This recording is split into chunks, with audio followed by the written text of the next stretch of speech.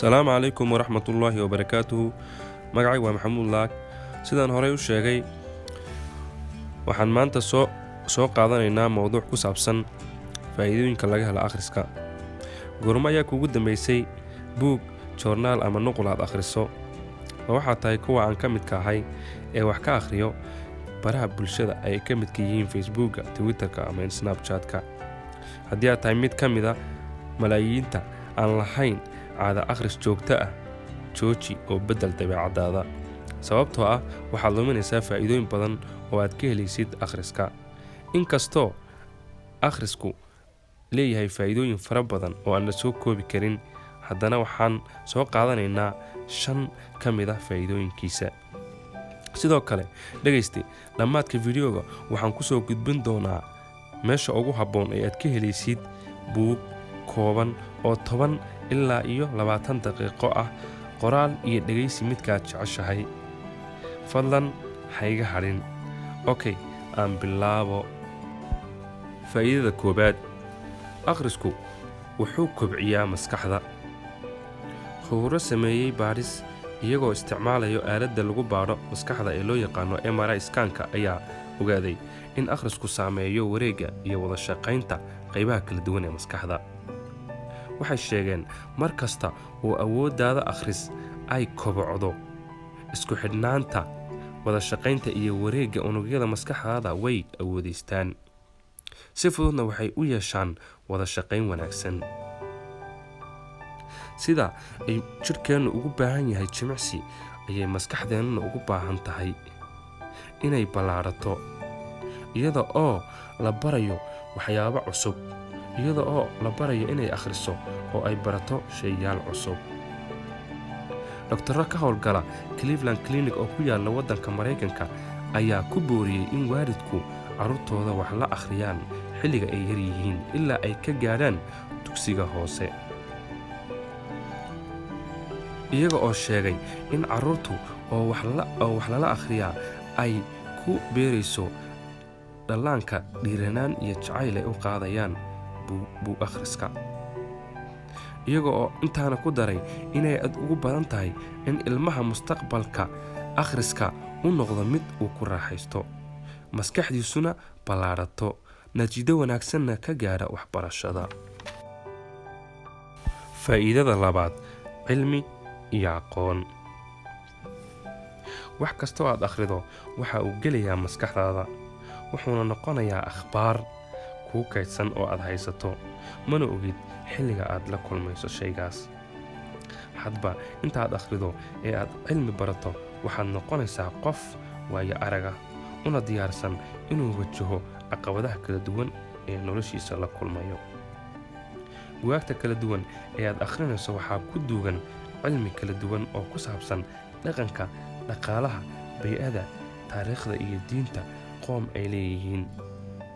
tusaale ahaan, haddaad u baahato inaad barato dhaqanka, dhaqaalaha, bay'ada, dadka iyo diinta uu waddan leeyahay, waxaad akhrinaysaa taariikhda waddankaas buug ka sheekaynaya.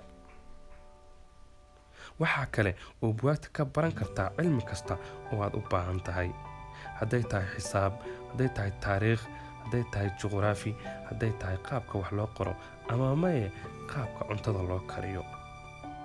xusuusnow in laga yaabo in aad weydo xoolahaaga, shaqadaada, lacagtaada ama caafimaadkaaga.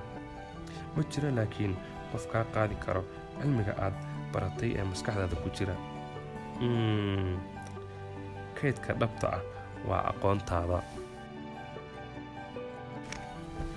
faa'iidada saddexaad, waxaad ku baranaysaa ereyo badan iyo macnahooda.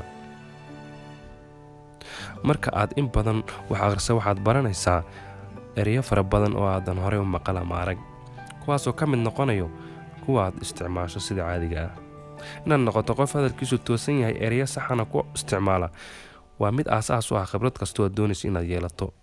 waa mid kor u qaadayso kalsoonidaada xilliyada aad ka hadlayso fagaarayaasha dadka dhexdooda ah. waa mid sidoo kale kobcinayso mustaqbalkaaga shaqo, maadaama qofka hadduu yahay mid si fiican wax u akhrin kara oo u hadli og, aqoon fiicanna u leh mowduucyo kala duwan, uu fursad fiican u leeyahay inuu dalacsiin ka helo goobta uu ka shaqaynayo.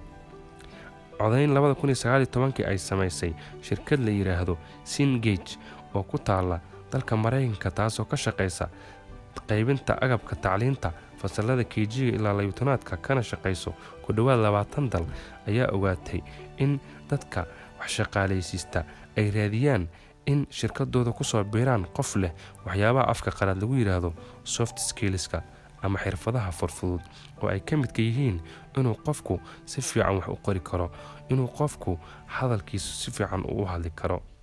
meelaha ugu wanaagsan ee aad ku baran karto qaab hadal wanaagsanna waa ka caado dhigashada akhriska buugaagta, kuwaasoo aad ka heliso erayo badan oo aad isticmaalayso ama aad isticmaali karto xilliyada aad hadlayso, wax qorayso ama maya aad waraysi shaqo gelayso.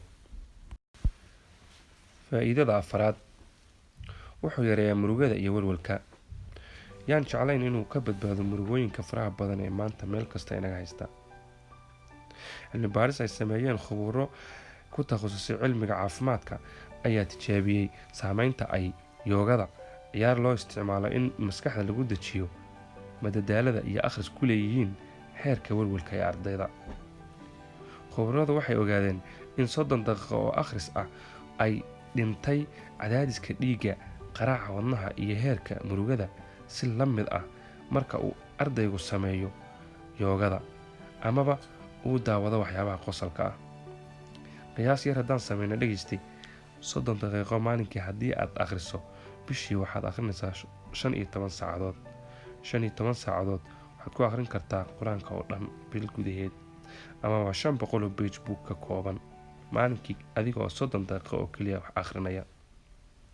haddii 30 daqiiqo yaraynayso cadaadiska dhiiggaaga, qaraaca wadnahaaga iyo heerka walwalkaaga, maxaa kuu diidan inaad waqtigaaga 30 daqiiqo oo kaliya aad ka bixiso kadibna aad hesho faa'iidadaas.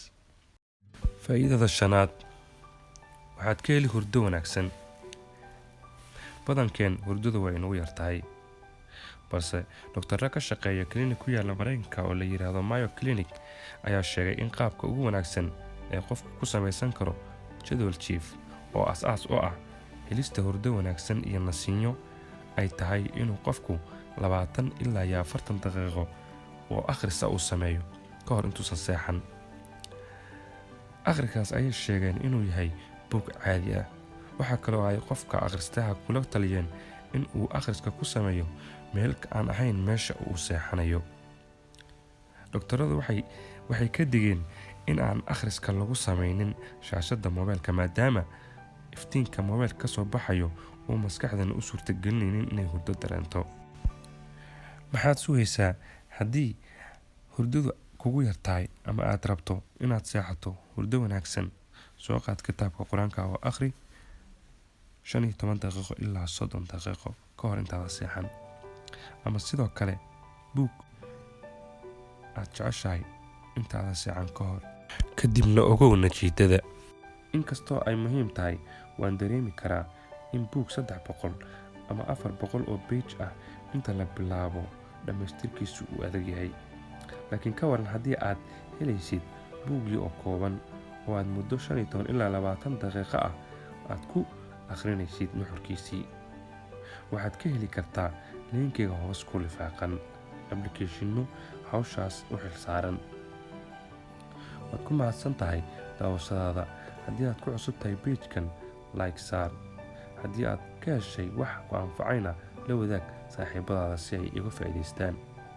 waa aniga oo Maxamuud Laaga oo idin leh inta aan ku kulmi doono mowduuca xiga haddii uu Eebbe ogolaado. salaamu calaykum waraxmatullaahi wabarakaatuhu.